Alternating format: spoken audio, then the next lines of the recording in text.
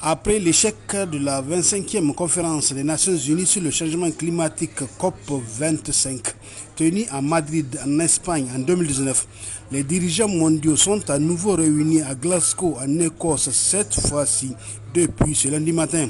Initialement prévu en 2020 et reporté à plusieurs reprises en raison de la pandémie de la Covid-19, cette importante rencontre qui enregistre la participation du président de la République Mohamed Bazoum a un objectif aussi vital qu'ambitieux, car ces leaders vont à nouveau tenter de s'accorder sur la façon de réduire davantage leurs émissions de gaz à effet de serre (COD), organisée par le Royaume-Uni qui exerce la présidence de la 26e conférence des Nations Unies sur le changement climatique COP26 en partenariat avec l'Italie. Ce nouveau sommet est qualifié par bon nombre de spécialistes et d'observateurs avertis, certains sans illusion aucune, de rencontre de dernière chance pour y parvenir. L'intervention du chef de l'État Mohamed Bazoum était très attendue car le Niger fait partie des pays du Sahel qui subissent de plein fouet les effets néfastes du changement climatique.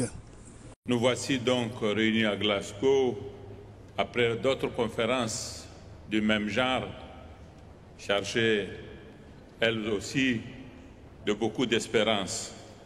Or, le dernier rapport du groupe d'experts intergouvernemental sur l'évolution du climat relève que les changements climatiques observés aujourd'hui,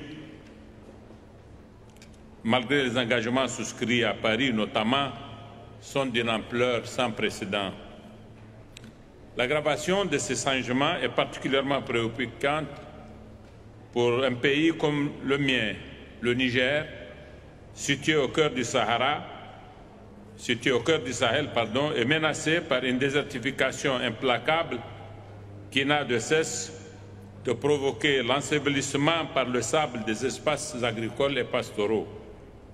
Ainsi, les populations pastorales se voient-elles contraintes de se déplacer toujours vers le sud et de disputer aux communautés du cru des ressources naturelles vouées par ailleurs depuis longtemps à un processus d'aménagement inexorable, victime en cela justement du changement climatique.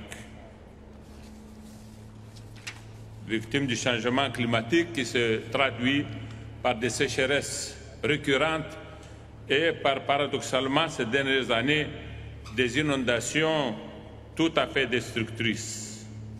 Mesdames et messieurs, le phénomène du terrorisme à l'œuvre actuellement au Sahel, loin de relever d'une génération spontanée accidentelle, a partie grandement liée avec le changement climatique, lequel, en appauvrissant la biodiversité, a remis en cause le mode de vie pastoral. Aussi, voudrais-je lancer un appel solennel pour que la communauté internationale se mobilise à travers un fonds spécial aux côtés des pays sahéliens menacés par le sable, comme elle se doit de se mobiliser aux côtés des petits pays insulaires envahis par les eaux des océans. Un tel fonds doit servir à la reforestation des espaces envahis par le désert.